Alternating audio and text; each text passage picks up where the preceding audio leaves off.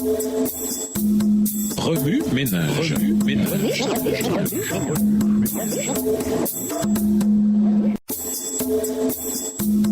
Remue ménage.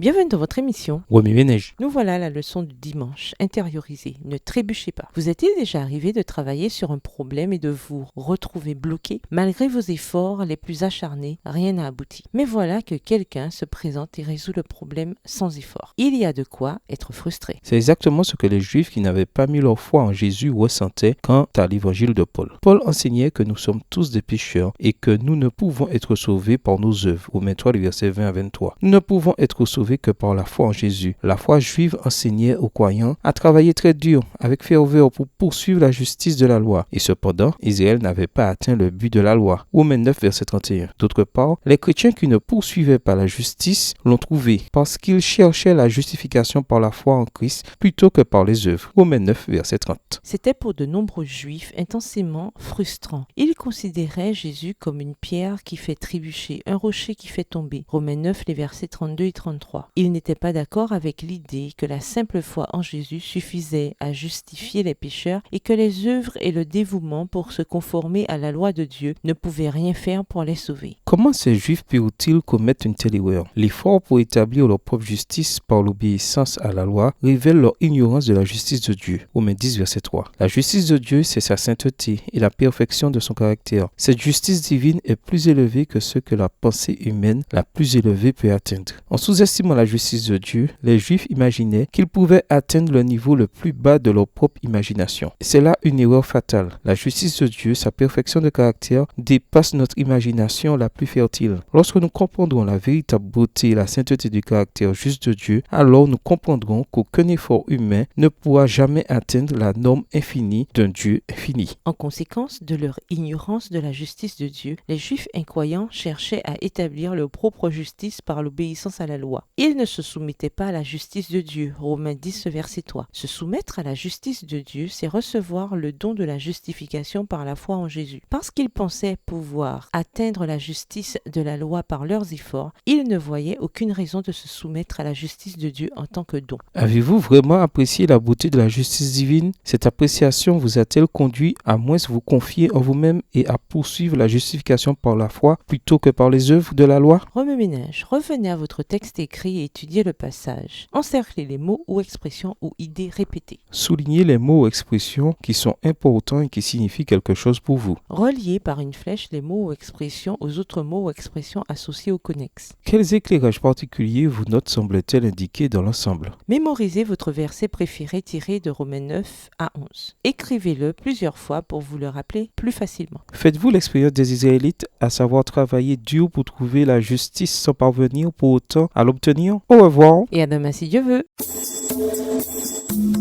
Remue ménage.